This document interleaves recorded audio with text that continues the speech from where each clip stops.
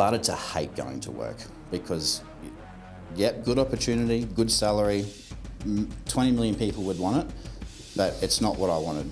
And I wanted to fucking drive diggers. I resigned, handed in the 180 grand a year job at 20 or whatever it was, 21, and went to Osborne Mine out near Cloncurry. And I was driving a busted ass 2500 for like $35 an hour, and I was wrapped. You had your 8 grand, 9 grand a month driving a dump truck. No, it wasn't even a thought in my mind. I walked into the superintendent's office with a resignation. I was like, mate, look, this is best for both of us. I'm not happy. I need to go, because you're going to sack me for something because my mind's not in it. I'll put it up against anyone. Hate your job regardless of what you do, and then you're not going to do great at it. Being able to back myself from a young age and having full conviction in the decisions that I make, it's a very easy thing to do, to make those decisions when you know it's the right thing for you.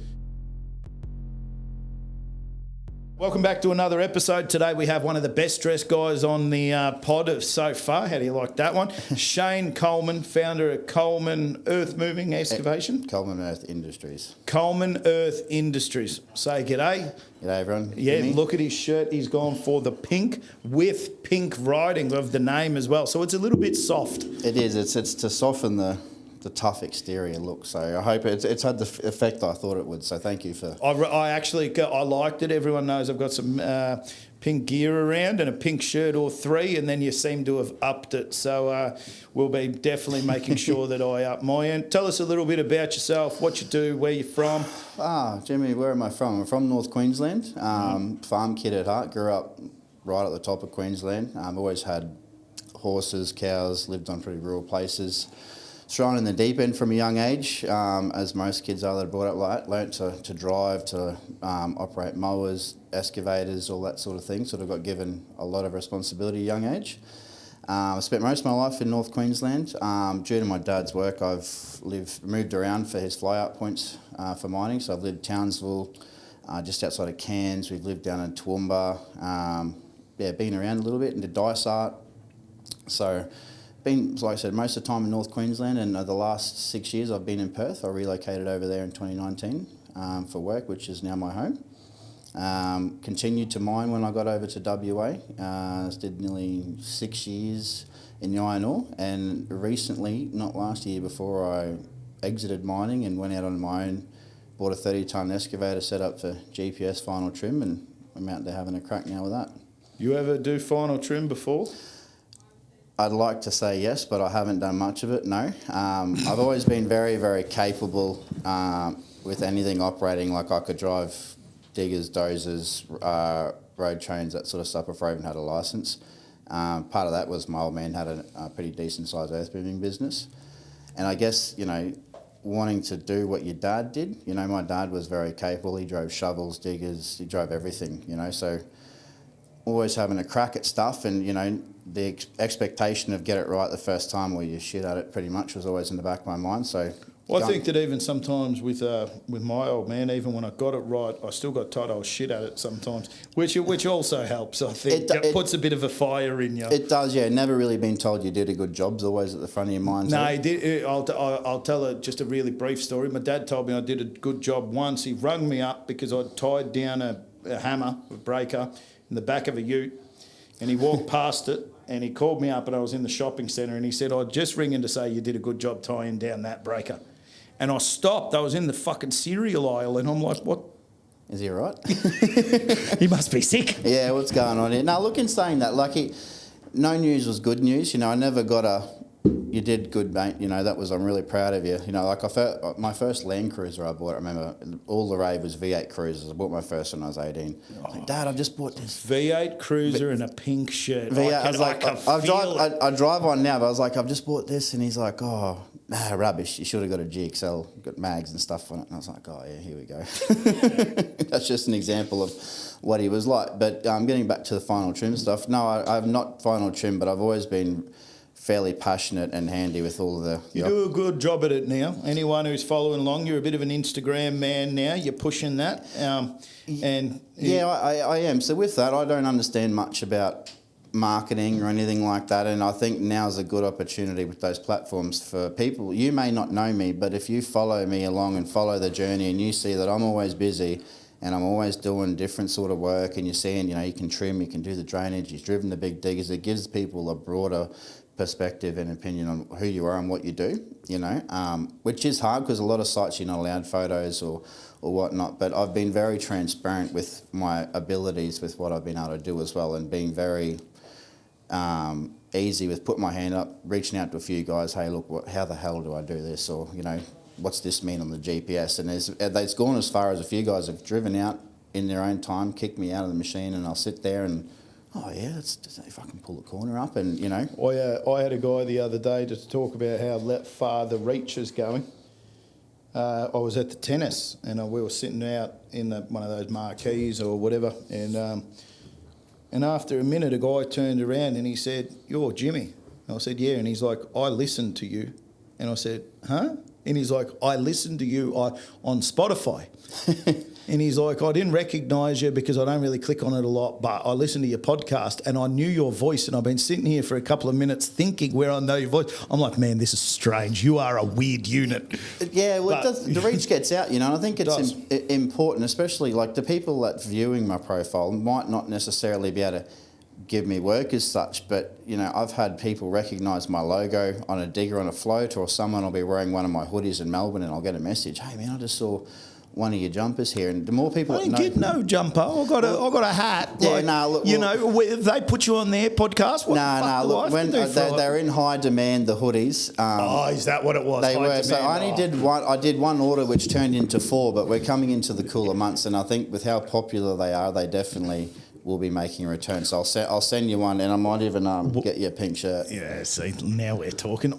We do about 200 to 400 jumpers in a run 2 or 3 times a year now. That's how many we send and give out, and it's chaos when people want the name. So this is what's hard, man, because I'm a one-man band.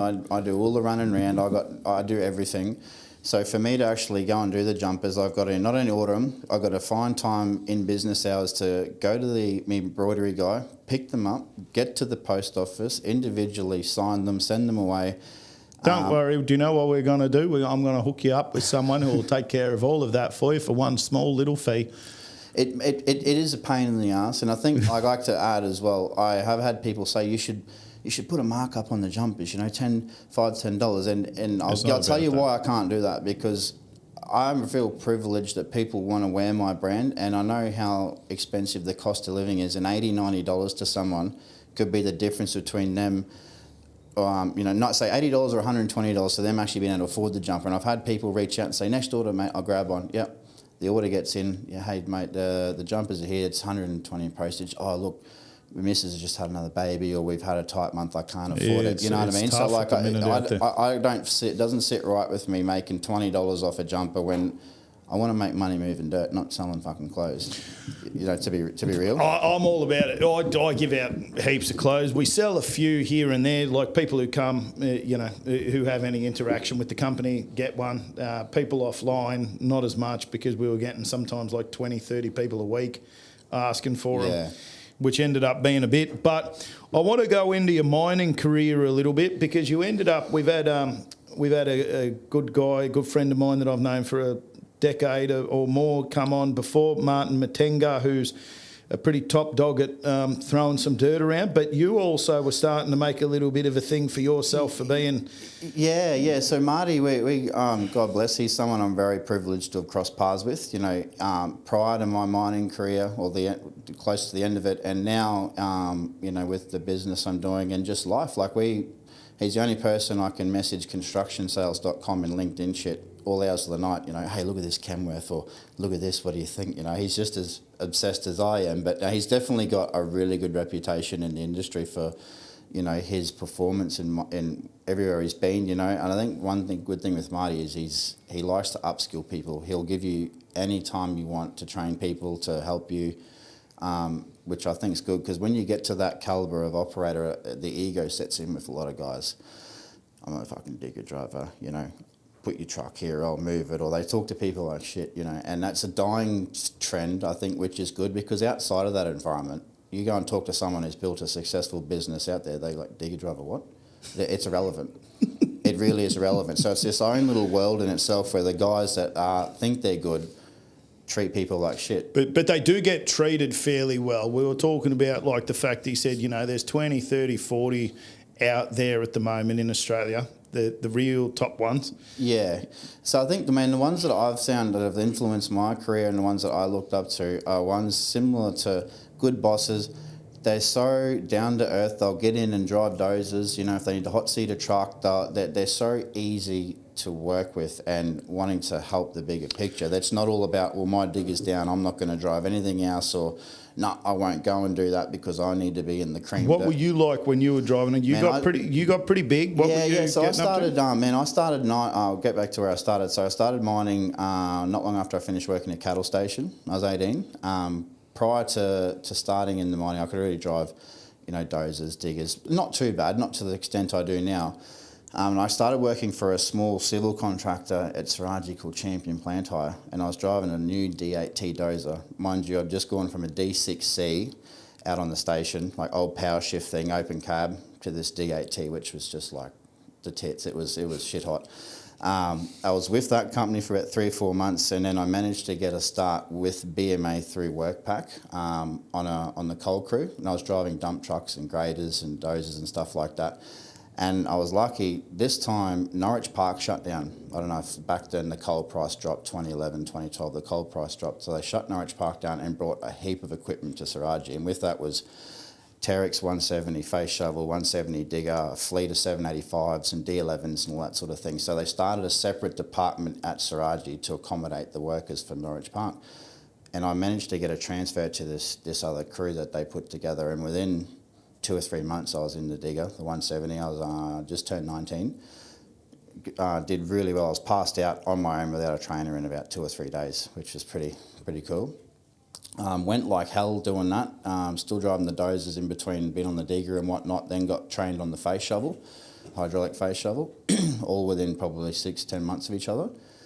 And then not long after that, I got shifted to another department into pre-strip, which is where the big diggers are. You've got the R&K 340, the 5600s. They had 797 trucks, 4100 rope shovels, all that sort of thing. And I was just digger mad. You're talking about like a boy's wet dream here. Mate, anyone that follows my page, I'm digger obsessed. And I'll own it. I love it. I absolutely froth it. So going on to the 5600 and the 340, they're 600-ton machines. That was unreal, man. Like, I used to get so excited. I still do, you know, and I did pretty well there. And then not long after that, they done a shake-up and offered voluntary redundancies through BMA because they had the coal price went to shit. So they started to pay people out to leave. They done a shuffle-up of departments. Blackwater people come to Peak Downs people went to Saraji and vice versa.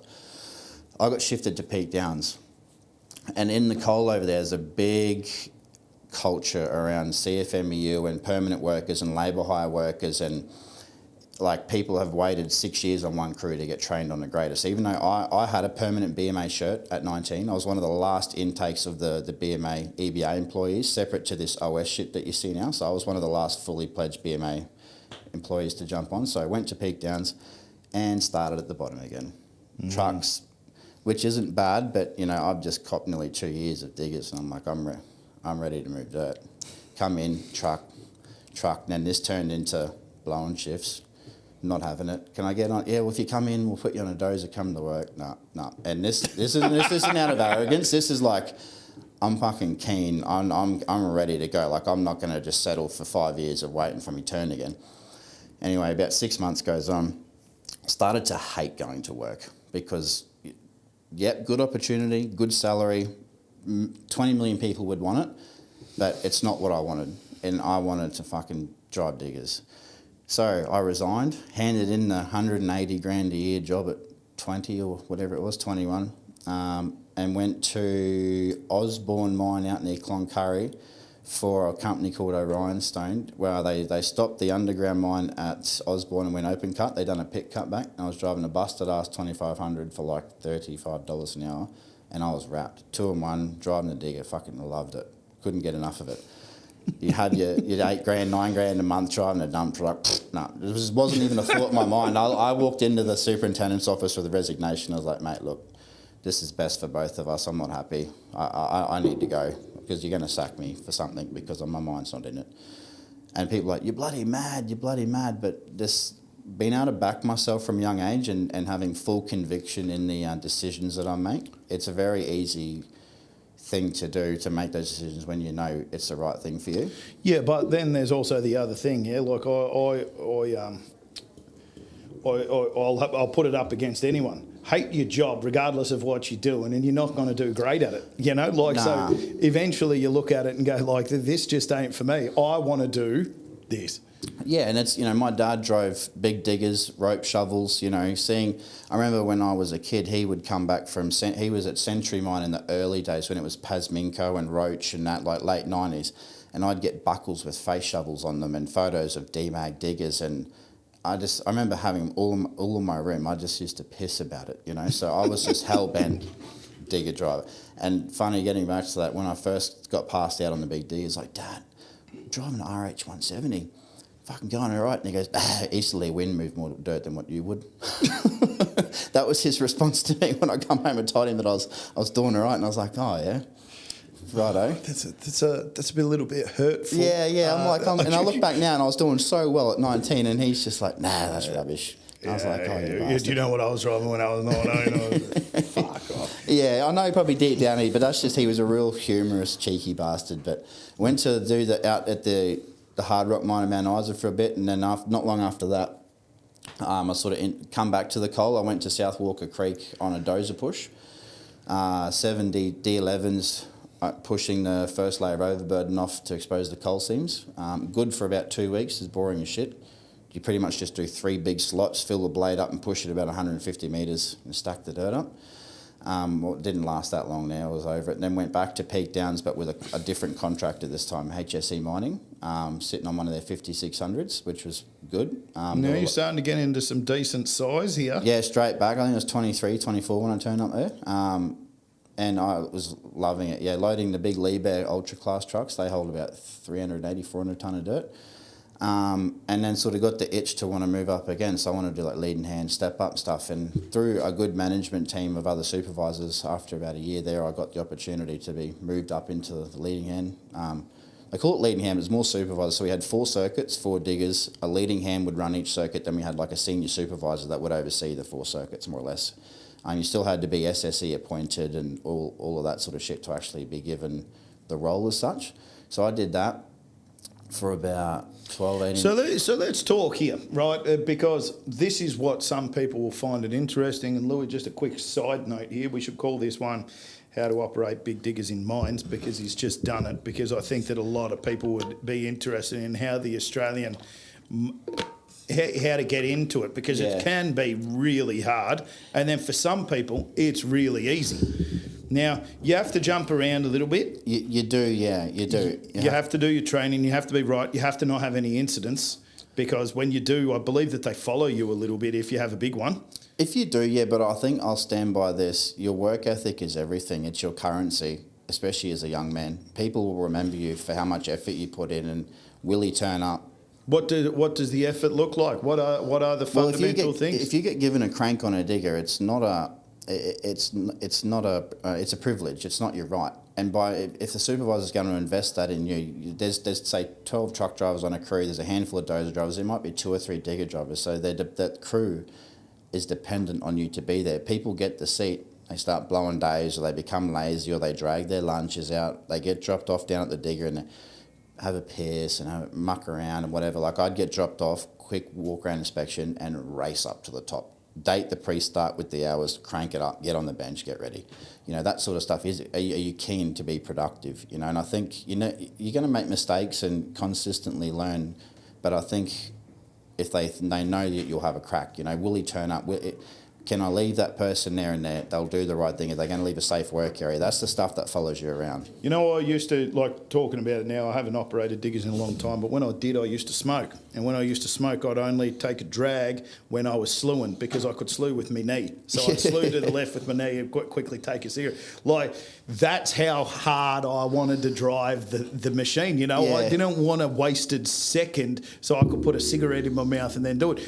what's funny a little bit is that it ended up being, I was like that, but then when the phone would ring or something, I'd stop digging altogether to write an email because my life got a little bit crazy around it. But there was a long time there where, like, I wanted to, if there was dirt to move, there wasn't anything else but me moving it. Yeah, and mate, like I've got lots of videos. I'd have me lunch between my feet, and everyone that knows me knows like I'm 4 or 5 meals a day. Like I've trained and been fit as long as I've been driving diggers. So like the eating's a part of it, and I'll literally smash a truck out, grab me meal, boom, boom, boom, boom, back between the feet, go again, another mouthful of drink, then go again. You know, so like because I used to, as if I could get away with it, not get swapped out for lunches and smokers, I'd stay up there for as long as I could because Why? you get more loads.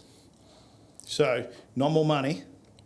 Yeah. You don't get more money, or you do get more money? I didn't for a while, but Yeah. I didn't care. I was digging, you know. And the advantage you have over everyone is the first load at the start of the shift and the end. And the more times you put the stairs down, you know, you got to create a walkway down. You got to send the trucks away. You got to put the ladder down, get down, talk to old mate, get in the car, go have lunch, come back, do it. You got to do that 4 times. You add that up. You know, if you're pumping out 1 a minute, man, there's your extra 20 or 30 loads. So I've got so many dig statistics and charts, and like if I have a good run, or I'll be on the same digger or same load unit as a back-to-back operator, I'll smash them by 60, 70 loads a night, like piece of piss. How do you do it? Don't stop it. Don't fucking stop the machine. Yeah, for 12 hours, do not stop the digger. Yeah, so that's another thing I was watching your last podcast. You got to be a special breed of person to be able to pull that on. Like I could listen to the same song all night and just, mate, it's like I'm a caged animal. Like knowing What's really interesting is I do the same song thing. So I drove to the gym this morning. I listened to one song on the way to the gym this morning and I'm quite happy to. Or the same album again and again and again and again. Yeah, Pink Floyd. I like a lot of older music when I'm, Pink Floyd, Tool, Metallica. I grew up as a farm kid, so I like country music. You know, every bit of music's got its place. Yeah, it does. If I want to just switch off and, you know, still be zoned in, you know, I'll put like Garth Brooks or Brooks and Dunn on, or if I'm feeling the anti, you know, she'll be like AC/DC, something, and it turns the mongrel on. Like the hairs on the back of my neck stand up, and I'll just be like, fuck, let's go. Where are my trucks? Where are they? And I'd always ask to be in whatever digger's priority, no fuel up, and just hammer me with them, you know, like to the point, it does wear you out, but like I said, I enjoyed it, man. Yeah, but there's something about it. I really enjoyed. I had a crew that we would go around, and you know, we helped out on a fair few of those level crossing jobs. And you know, like just give me all of the trucks and everything else, and give me, you know, a heap of secondary machines to bring me the dirt, because they would be doing these big long trench cuts, but the trench is 10 metres wide, 15 metres deep. Deep you know, as. like big jobs, and that, like, you know, some diggers would load out 10, 15, 20,000 cube in a shift. I want to be on that one. That's like, it. And I think underneath, it's not about being a hero, whatever. It's if you've got it in you to want to succeed and be exceptional, you like to push yourself. You know, there's guys that turn up and go, oh, you know, I'll just do 80 loads a day, you know, have me smoke goes. And that's okay. The world needs people like that. And not only that, like they can sometimes, me and Marty were talking about this before, about the unicorns, can sometimes bring their own drama that you don't get with the guy on 80 loads. This is the next thing. The really high performance guys normally come at a price. They're arseholes, hard to manage. They're narky on the two-way. They need their bums pat, for better words, you know what I mean? And I really saw good examples of guys that were good but weren't like that. You know, they whooped ass and did it with a smile and looked like that they were just nice to everyone, you know, and I think that says a lot for something to aim they're towards. actually the real big guys on site. Those are the guys that everyone knows they're the number one. You know, like I've always had a good reputation as well. Like I've stopped the digger mid-swing, jump down and explain to someone, this is how, you know, you're having trouble, you're turning too early to reverse, you're snaking the truck, you're losing me in your mirrors, you're ending up back here. Like truck positioning is really important with the big diggers, and some people just can't get it, and digger drivers will just rouse them on the two-way. And when you're in a new environment, it's hairy, you're uncomfortable, you're stressed, you know. So by, I think, being nice about how you describe things to people and showing someone they're worth your time, lose a load, jump down, explain it to them, or draw photos in the crib room. And I've always been a big advocate for that because like it doesn't cost anything to be nice, man. And starting so young, I had the lack of help. Your golden boy, this, you know, people was threatened by it because I was fucking good, you know, and because I loved it and I wanted to be good as well. But people that get intimidated by that don't want to help you, and there's no shitter feeling than feeling like you're not worth someone's advice or help because we all need it, yeah? Yeah, 100%. We all need it, and like that little bit of advice you can give someone could be the difference between them being stuck, you know, and then you just might push them into that next phase of progress, which is what's happened to me with this trimming shit. 45-degree corners in sand. Fuck.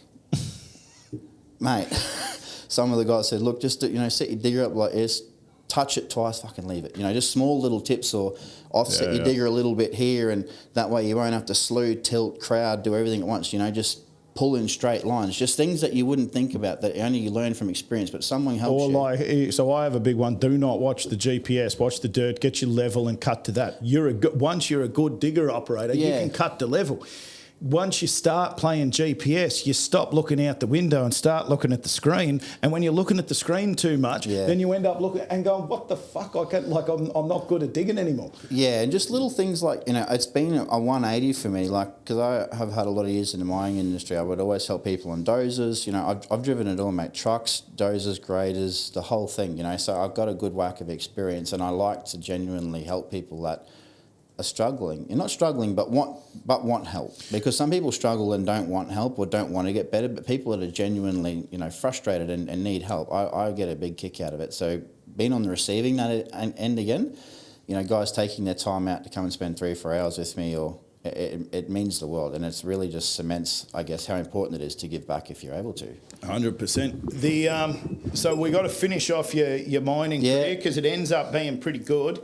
Well, yeah, so I went over from Queensland doing the lead and hand thing to Christmas Creek in WA. I was 26 when I turned up over there. I was still wearing a labour hire shirt, and they had 17 diggers on site, one 9800, and that's the cream of the crop. And lucky the guy that was on my crew was getting moved into a leading hand role, and doing what I always did: turn up, do a good job, hook in, you know, ask how you can be useful. That's probably the best advice I've ever been given. Be useful, you know, try and put yourself out there to do more.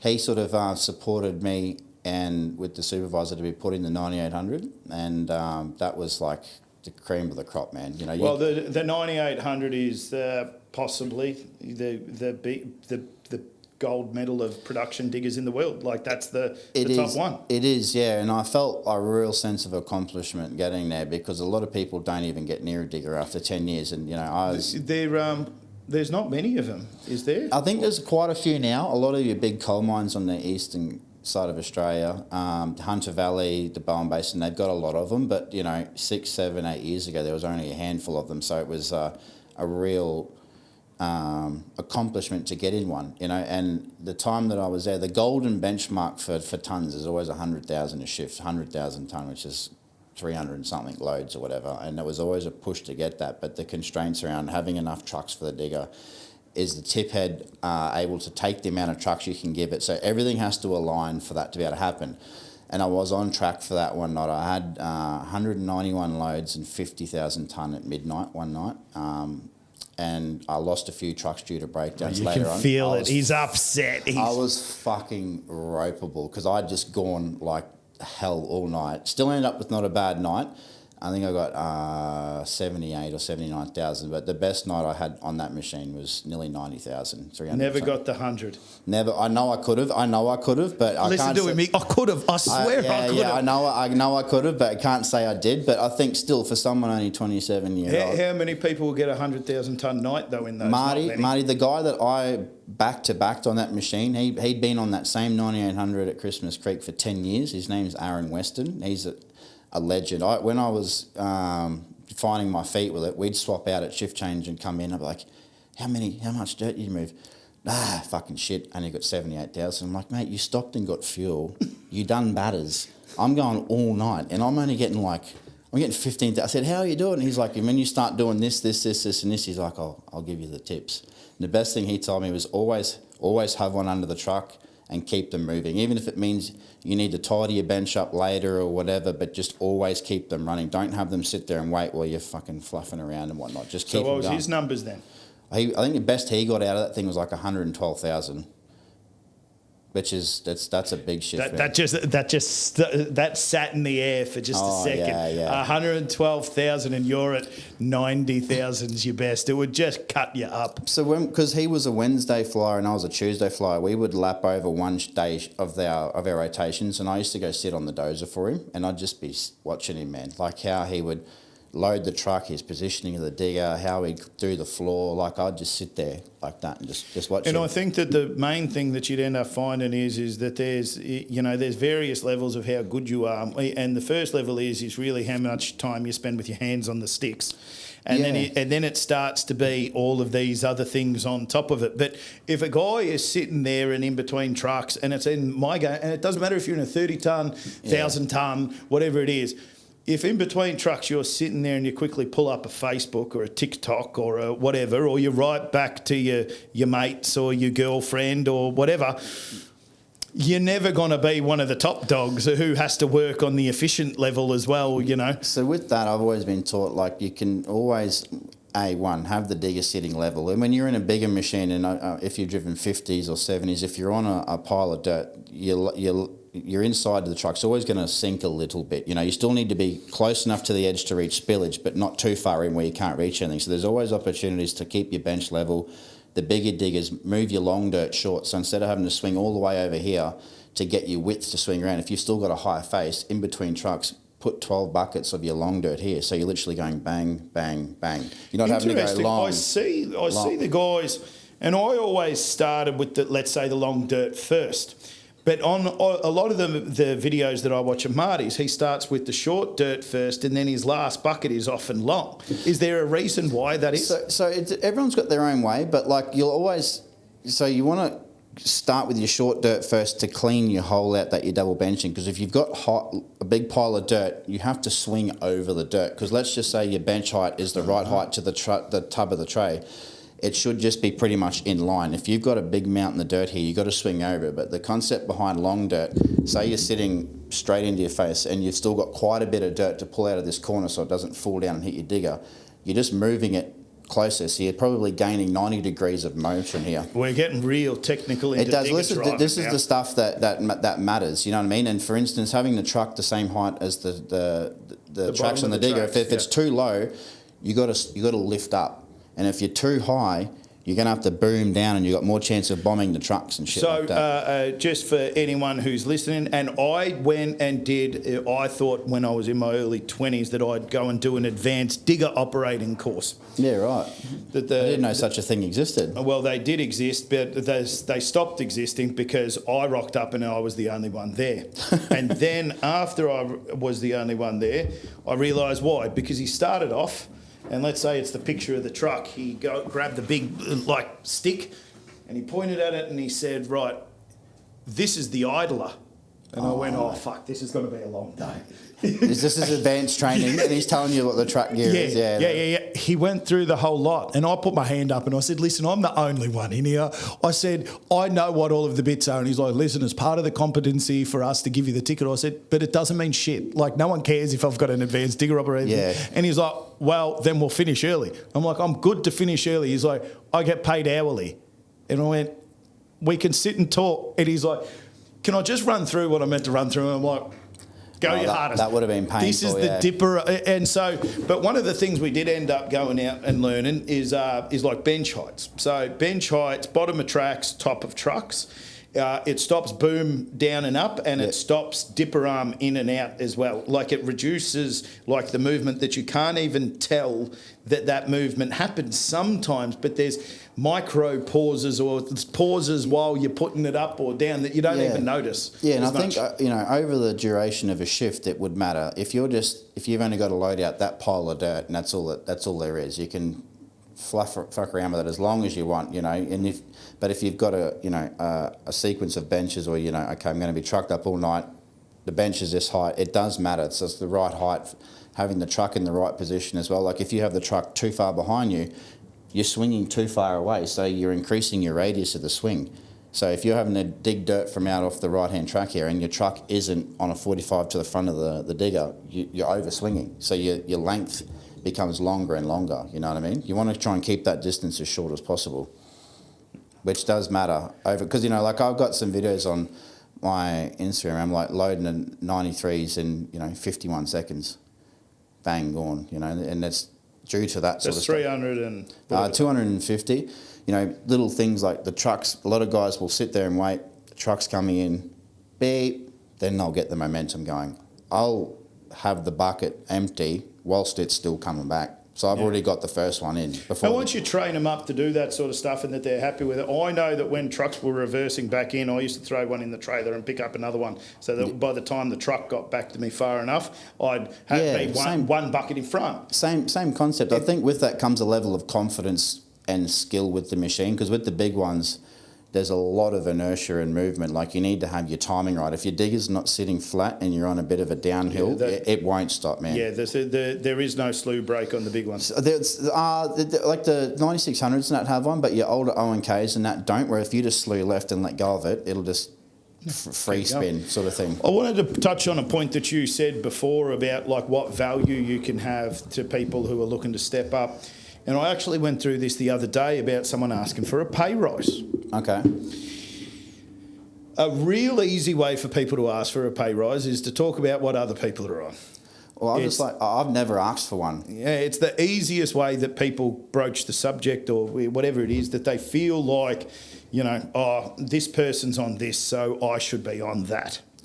And as the boss, when I hear that, like, it's not about what the other person's on, it's about what you do and how you do it, because, you know, if like, you don't want to be compared to someone else, you want to only be compared to yourself and how good you are. So I say to people, if they're asking for a pay rise, say, I need/want to earn more money. What can I do to earn more money that I'm already doing? And if you ask it like that, then I think a lot of the time what ends up happening is they look at it and go, you already do heaps. Thank you very much. If you need some more money, here's some more money. But when you go, oh, you know, like, oh, Scott who works here, he's on 35 an hour and I'm better than him and I'm on 34, you go, well, that might have nothing to do with it. Scott might do this or that or whatever else, and then it's a whole different conversation. You know? I think this has probably become worse. People think they're worth more than what they are in terms of their skills and stuff. Like it was, you know, I come in on the end of the mining industry when it was still sort of good, where most people, like, by the time they spent 5 or 6 years, they were quite well versed in most machines, you know, and were hungry for it, because the only way you climbed the ladder was through, you know, being rewarded of good work. You know, if you did the right thing, you didn't blow shifts, you know, you showed a bit of initiative, a bit of skill, you know, like now, because they're trying to fill numbers, if you just turn up and next minute you might go from a water truck to a digger, which I think is just crap. Like, I'm very passionate about the sequence and the journey to get there, because I think in order to be able to be a digger, I think you should know how to at least do the floor dozer, the dump dozer, know how to drive a truck, know how to reshoot a road, form a road, you know, do the maintenance around high work faces, all that sort of stuff. It's like going and you started driving an Isuzu for old mate down the road, next minute you want to be in a 909 pulling the float. Could you teach someone to do it? Probably. Is it wrong? I think so, and I don't care what anyone says. I think that there's a process to get there. But I think that if you do follow that process, though, there's two parts that come from it. One, you probably get a better float driver. Absolutely. Two, there might not be enough guys in the middle of the process, and you need a guy in your 909. So that's it. This is the problem, and I don't have this yet because I don't have staff, but I've got enough friends that run decent-sized businesses. You know, some of them have upwards of 100 employees.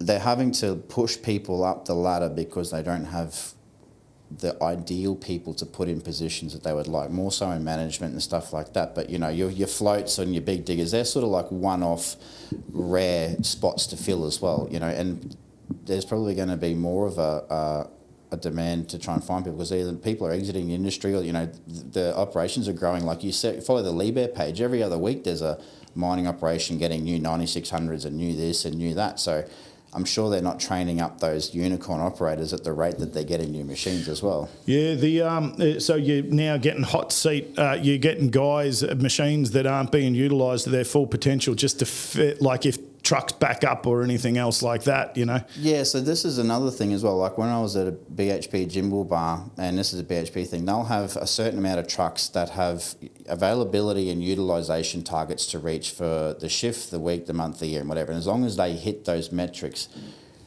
it's a good thing in the eyes of the company. But you may have 8 996s that sit there, and I've personally experienced this. You may only do 70 loads for the night with a machine that's capable of doing 300. Brilliant shift, everyone. We had X amount of target material through the ROM. The trucks were the best utilisation and availability, but you're sitting there all night, hang time in the diggers. So how do you like maximise the performance not only in the machine but the people you put in it, when if you're not on blend grade or ore and you're on waste and you're the bottom of the priority list, you may get 3 trucks an hour. Well, so here's where I was talking about before. We were talking about micromanagement, 18 players and stuff like that. There are a lot of guys out there on, if they're getting paid their 150, 200 grand a year, 250 if they're on the best ones, on waste with 3 trucks an hour, they are fucking stoked.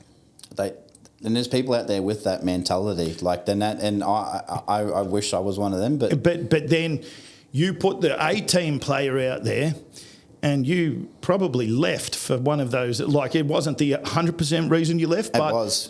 But you said, right, if you do not give me trucks, I'm going to chase 300 loads an hour, and because the money is secondary. I want 300 loads in a night. It started to make me depressed because I'm like, I know I'm capable of a lot. I've got a lot of potential, and I felt like a caged animal. I had binge subscription, Netflix, Paramount, Stan, load of truck, and you sit your phone there and. I watched Peaky Blinders, Sons of Anarchy, Yellow, you name it. You can only watch so much of that shit at work, and then you feel... they're happy. They're happy, yeah. And so the management's happy, and the employees, and this is where we're discussing like top tier operators, like guys who have the record, guys who are chasing the 100,000 tonnes in a shift. They'll leave. But you don't actually need them.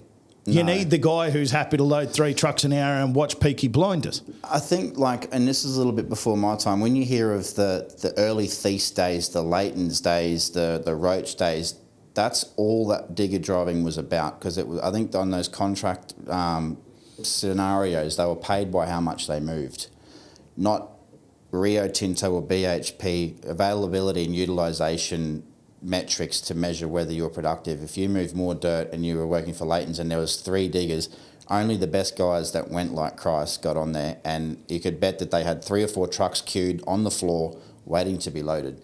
You know, like Marty tells me back in the early days at Mount Keith, they had like 70 or 80 trucks. They had 6 shovels in the pit, and when the trucks would go up the hot seat, they had like these big loading ramps, like cattle platforms, where it'd be 1 in, 1 out, and whoever could mow the most dirt, you know, that was your place. You sat in the diggers and shovels, and they've moved away from that, you know, which I think that mindset is still with some guys, you know. I think it's more sustainable. They're moving away from that mindset though, because like it was like 6 and 1 rosters, 8 and 2 rosters, or whatever the hell they were. Yeah. That's a hard life. It is, and not everyone's cut out to put, you know, to have that level of intensity, because it's busy, man. When you're in there all night and you're cranked, it's flat out. Like you either thrive in it or you don't. But like you said, from probably a business perspective, can you grow? Well, what's more sustainable, and so you've got these. I don't know, how many guys do you think could possibly on a great night get 100,000 tonne out of a 9800? I could probably name 6 or 7. Yeah. So let's say less than 10. Yeah. Before, when there's only 10 mines in Australia, it's not too bad. They can have 1 unicorn on each mine. Now, all of a sudden, there's 500 digger operators that they need between all of the shifts, or 1,000. They can't be expecting that anymore, and it's probably cheaper to buy another 9800 than it is to try and find one guy to spin one doing 100,000. It is, and I think, you know, if you haven't been brought up in an earth-moving environment or family where the golden thing is who can move the most on the biggest machine, and it's not about, people think it's all wank factor. It's not. It's just it's fun. It's genuinely enjoyable. Yeah, you're proud of your work. You know, I'm sure back in the days before logbooks and that, you talk to truckies that could brag about how many miles they could do through the night and not stop. You know, you're going to find that in every industry. People who could do bar work, or chefs that could do 18 hours, or nurses, you know, like there's people that are probably that way inclined to want to push, and they wear that as a badge of honour, you know, in their own mind. I love what I do. I like to push the envelope and be exceptional at it. And I think there's still that in mining, I guess, but it's probably going to get less and less, you know, the passion for it. And this probably goes for a lot of industries with people I talk to. People aren't, they're willing to be a bit earlier, stay a bit later, ask a few more questions and put in a bit more effort and not worry about being asked for a pay rise until you actually think you're worth it. You know, I've never asked for one. If I didn't like what I was being paid, or, you know, now, in the last few years of my mining career, if I know what I can produce in a big deal, if I went somewhere and didn't get put on the top rate, I say, mate, don't waste your time or mine, just take me to the gate now. Like, don't even send me to site, because it's not, I know what I'm bringing to the table. Prior to that, this took me a long time to come to terms with, I'm not being arrogant, but I'm not 20 anymore either. And I know what I'm good at, and I know what I can bring to the table. Yeah, you said you got your dig stats. You rock up with your dig stats and you say, here it is, my dig stats. Do you want Not me to even work? that. 2 references. Call him. Now, let's talk real interesting then. Go for it. Because you're rocking up, you know your worth, you're everything else, and now you own a 30 tonne. I do, yeah. So I, in my mind, felt the transition to leave mining after a while, because I did earlier on have ambitions to want to, you know, go down supervisor, superintendent role and this sort of thing. And from what I've seen of it, not only do most of the times now you need a tertiary education to go into like a superintendent higher, you know, mining engineering, geology, something like that. It's not the same as back as when I started. You'd have a superintendent for Leighton's or Thies, and they were with the company for 12 years. They started as a truck. They were good digger drivers. They probably were a supervisor on all crews. They were from the ground up, and I can't let go of that concept in any job. From seeing my dad do it to the guys I'm meeting now in business in Perth that are at the forefront of their businesses, and they're from the ground up. Like you said earlier, they lead from the front, and that comes from starting at the bottom, learning as you go, and I just can't let go of it. I can't. I know there's probably a time and a place if you've got a bigger business and you need business development managers or general managers or something, you need to put people in place. But I think as a whole, I like the idea of starting from the bottom, working your way up. I do think that happens quite sometimes far too early, and it's probably down to the hard work part of it as well. Like people are like, well, my business got really busy. I'm doing my invoicing at night. You know, I'm having to wash or deliver machines on a Sunday, or, you know, like fucking whatever else. I'm going to get someone in an office, and you go, nah, you don't need anyone in the office. Good, your business is rolling. And they go, yeah, I don't have any time. And you go, you're not meant to. We want to be busy. Well, I've listened to a few of your podcasts, and I remember some exciting things you've said. From, you know, I think you did your first $1 million a year with no employees. No. You were doing 30 million while still driving a truck, and in another podcast you really reiterated the fact: stay up late, be fucking tired. You meant to more, you know, every day. Some days I feel like I'm not working in the machinist sense, but I try and do something productive every day in the sense is it pushing things a little bit forward, and that may mean catching up on fucking computer. I hate it, or going and networking, or just doing something that helps push it forward. You know. I'll give a little bit of a plug here, Louis. I'm doing a speech at Con Expo for an hour, right? And I've got an hour talking about a small business. And I've been writing this speech because, I better go prepared, because otherwise I'm going to make a deal of myself. It's on the Friday if anyone's interested. But I've been sitting down and talking, and it's like, you know, when I started, I didn't have any work, none, zero, for like a while, yeah. And then when I got work, the work was my first deal.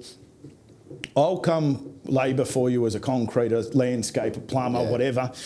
And I'll have my digger on site, and you only pay me for the hours I use the digger. You pay me labour rates at $30 business, ABN, which probably works out to be about 12 cents after tax. Yeah. Or you pay me $65 for my 3 tonne, ABN, right? But only the hours you use it.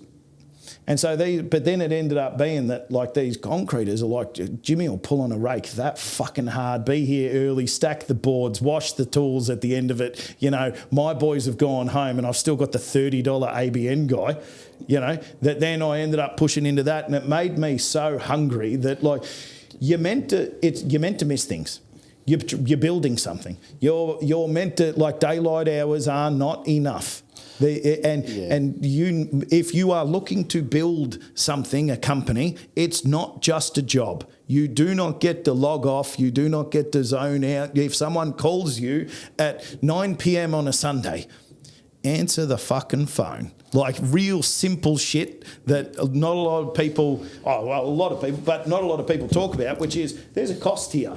Well, even I'm sure this would be the same for you. My best mate in Perth, who's very successful, could sell everything and never work again ever, and probably 2 generations after him, mate. He's accessible all the time. There's not a day I saw. Sunday nights, he's on the money all the time. That level of hustle you're talking about doesn't seem like it has stopped for him. You know, you text me on Instagram, and I write back to you a bit soon, and it's me and running like whatever. I saw a really cool post and meme a while ago, and it was something like, you know, some of the most busiest people ever in my life are quick to respond. You action shit quick. And I've always been like, if something comes across your desk or someone calls you, fucking get onto it. You want to, you know, go and look at something or follow up work or go get that part, you know, like, don't fuck around. Just get, you know, I read the next part about it, which is, you know, the busy people are action, because the busy people know where stress comes from,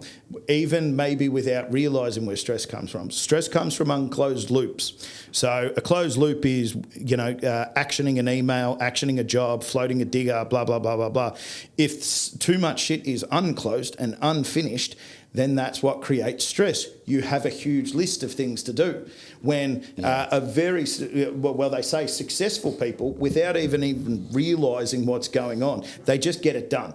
You message me, I message you back. You email me, I quickly respond with the answer. Because what we're trying to do is we're trying to move on, getting things done in our day, so that at the end of the day we can still have, a nice dinner, when we've actually got however many dollars flowing through our fingers during the day, and everyone goes, how are you having a good time? And you go, oh no, I got everything done I needed done today.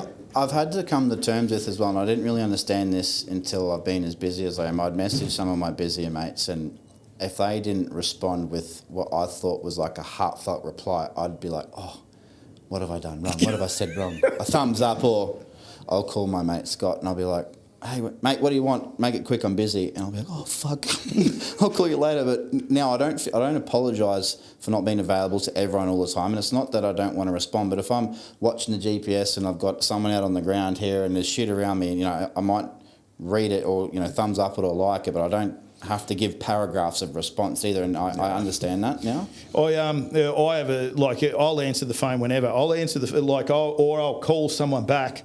And I'll be like, oh, yeah, hey, mate, how you going? I've got a minute. I'm running into a meeting. And they're like, why don't you call me back after the meeting? And you go, why don't you just ask me what you want to ask me? Like, I'm all good. It's just I've spent the whole time in the car on the phone. I stopped, I read some emails and banged out a few text messages once I got here. Now I'm walking in and you're on the phone. Is it a yes or no question? Can I help you? Or people get offended with the bluntness of being direct. Like, what do you want? Just, you know, and it's not about being rude, it's just about being efficient. Because unless you got all day to sit there and yarn, which I can do, you get off track with stuff. But, you know, if you want to answer the call, you don't have an hour to talk shit either, you know, like, what do you want? Yes, no. What?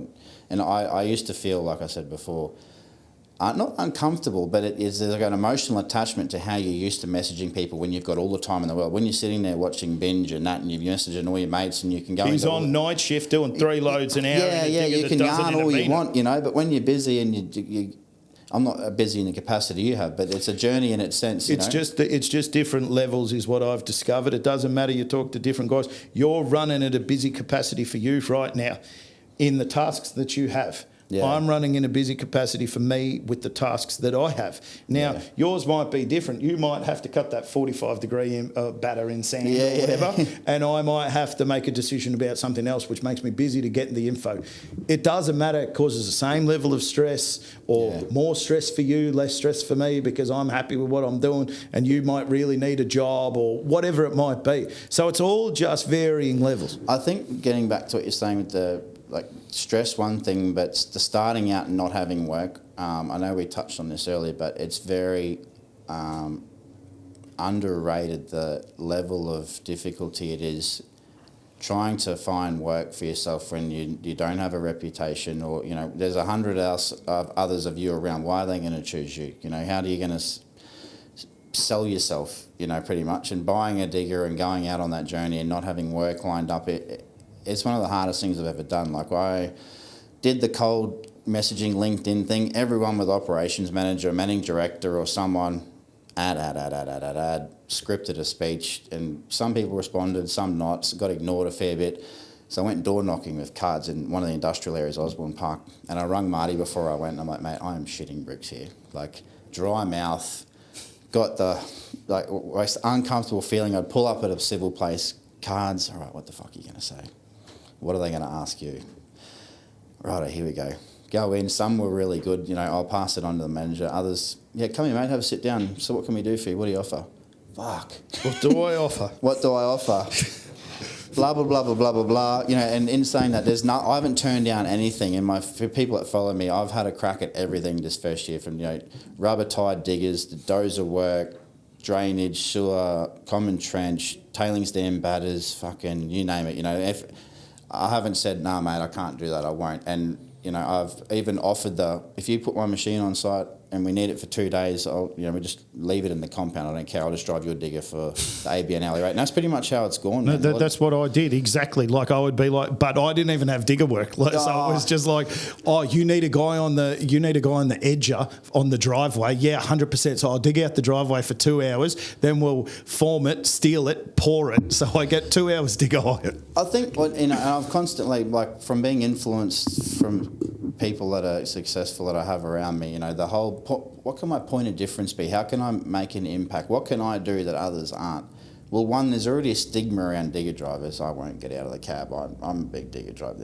Okay, well, I've never been lazy or whatever, but I make a point of getting in and out. When I've been laying culverts or pipes, anyone that's worked with me knows, they're like, holy fuck, like, dude, you don't stop. Like, you're out chaining your shit up. You're always trying to look like you're being useful, because, if you dig the trench and sit there and wait for the labourers to hook up, it doesn't look good. You say you're keen, but you're sitting there on your ass. And my dad always used to rouse me, you don't sit there and watch blokes work.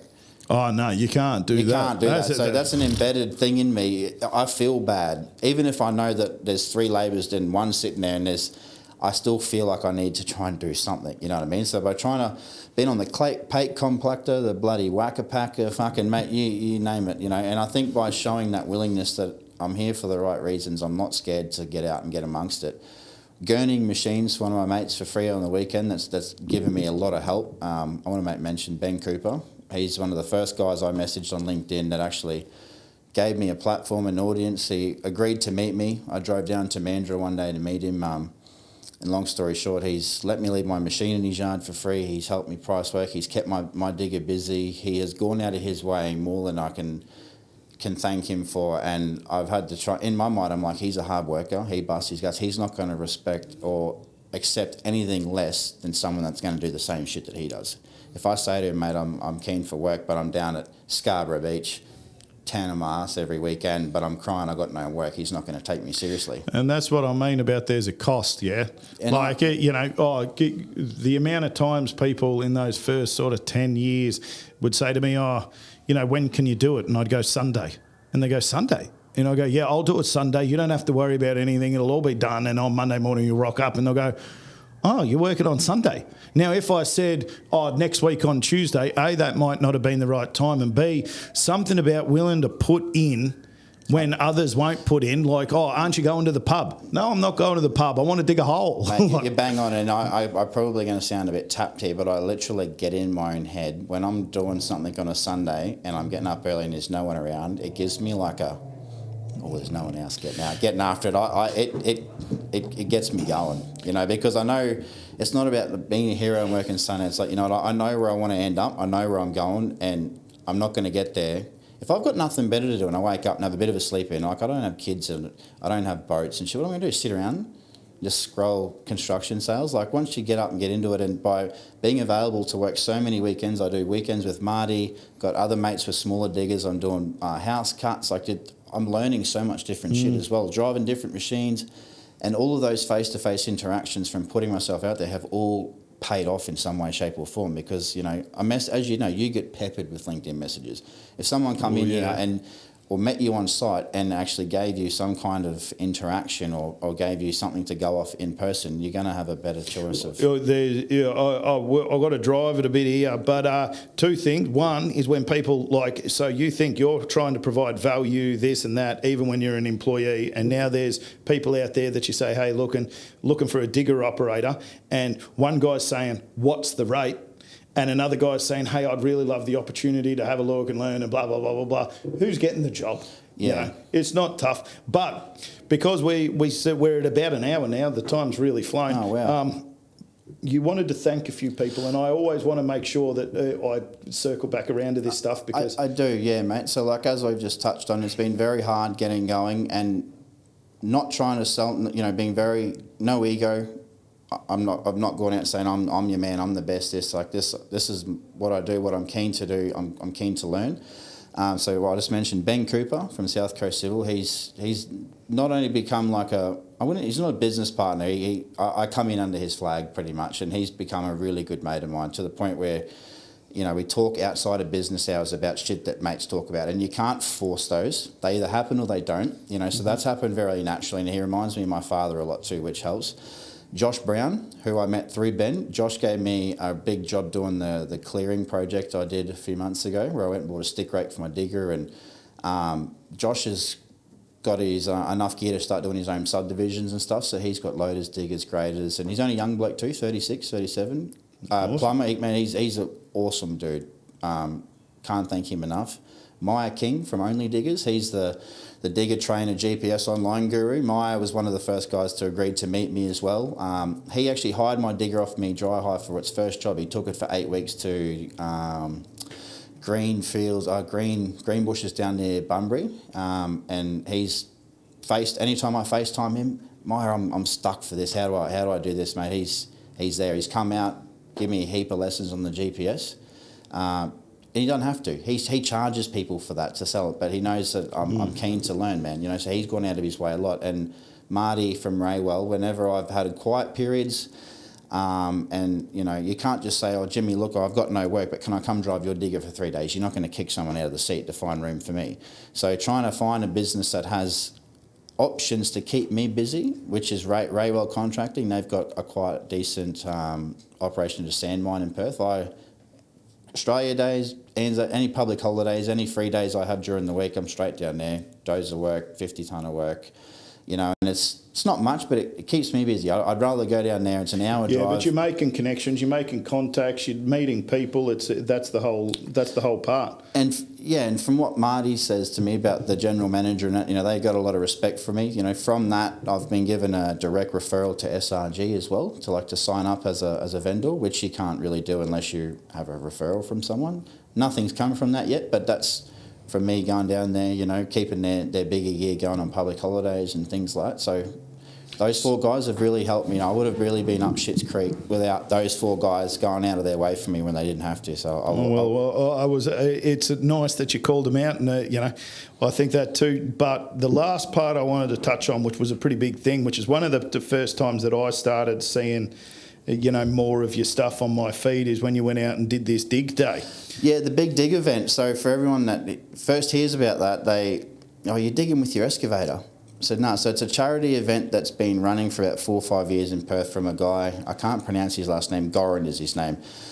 And he started off as a bet between 2 mates, who can dig a hole with shovel and hand tools for 24 hours. And then that stemmed into creating an event, raising money for youth mental health and suicide and stuff like that. And I've lost a few mates to suicide, struggled with a bit of mental health myself over the years. So it was not only a good cause, but the whole concept of being an operator and being able to actually just, with no training, go out, yep, I'll be here on this day, dig a trench a metre deep by a metre wide for 24 hours straight.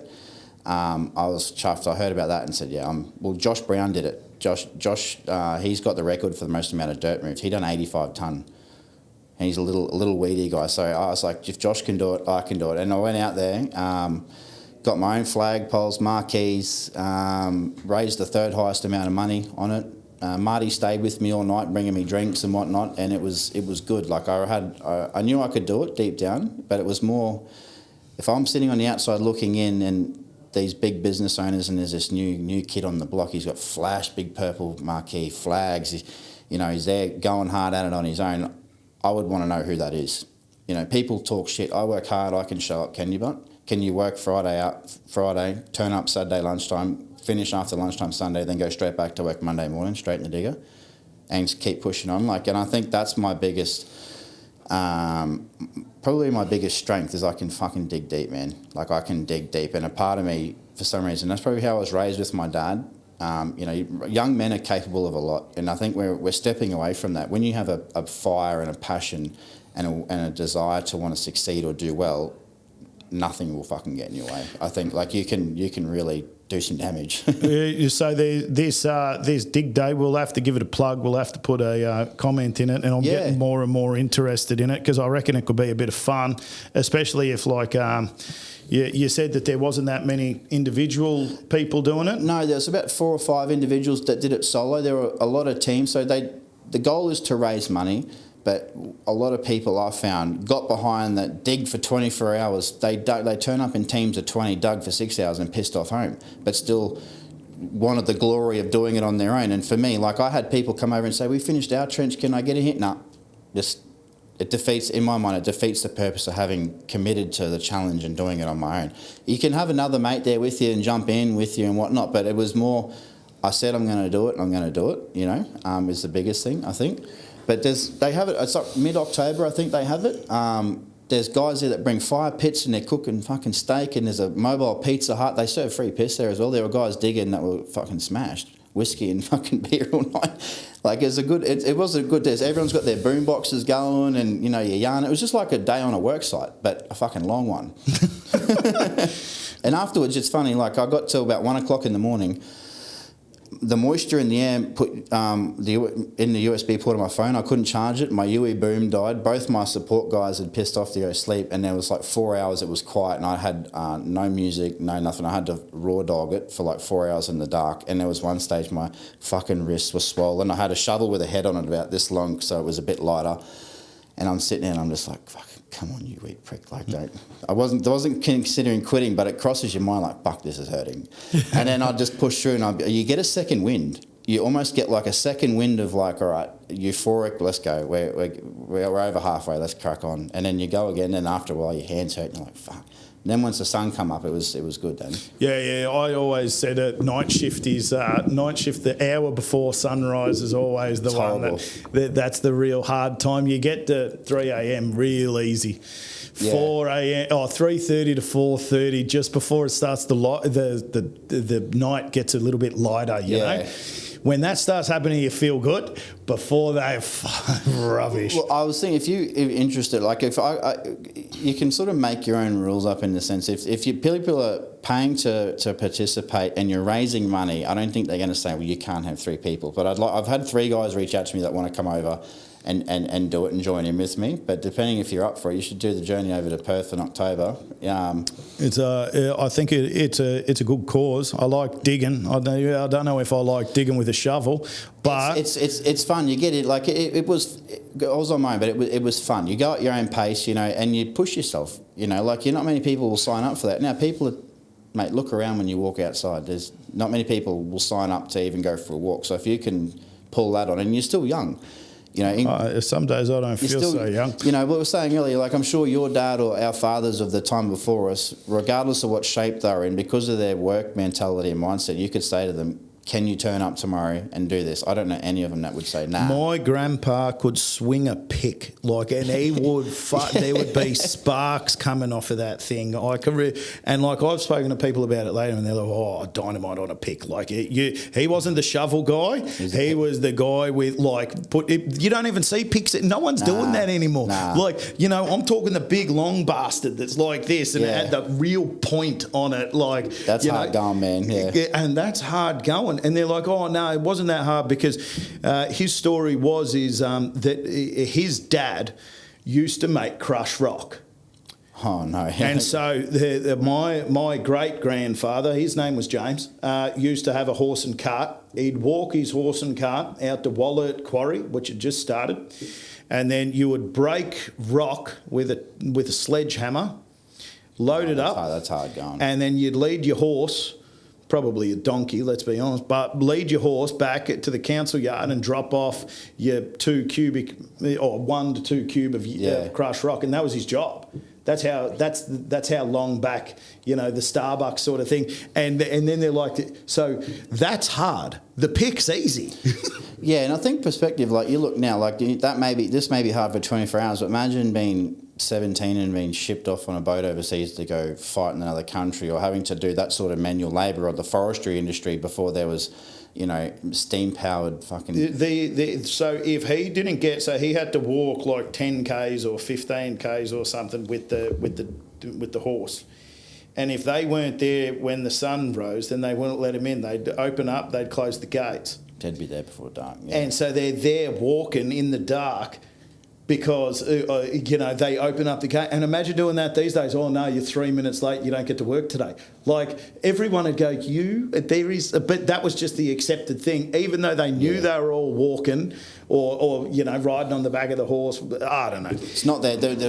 That's where this whole thing comes from, like being early, being punctual. Don't make your problems anyone else's problems. Like, everyone's got a shitload of their own. No one cares. You know, I haven't gotten these excuses yet because I have no staff, but, you know, the whole, my boots are wet, I couldn't come in. I'm not going to tolerate that for 5 seconds, because that's something I would wear wet boots to work in fear of not wanting to be looked at like you're scared of wearing wet boots, or you're going to make that insignificant problem a bigger problem for me, you know what I mean? But people these days are just a bit different, probably, the old school. I think they are too. On that we must finish. Yep, that's okay. It's been a little bit of time. But no, thank you, mate, for having me on. I appreciate you inviting me to come over here, and hopefully if we do one in the future, I'll have some business successes to touch on. We've got a little bit to go yet, but done. That's the plan. Thank you. Coleman Earth Moving Solutions? No, Coleman Earth Industries. I'll have to get your shirt in here so you can wear it. There's too many names in my brain with too many things at the end of it. But Shane? No, thank you very much, Jimmy. Appreciate it. No problem. That was a good handshake from him. Better than most. Like, subscribe, comment, share, put on your page, whatever else. And thank you very much. Thank you. Done.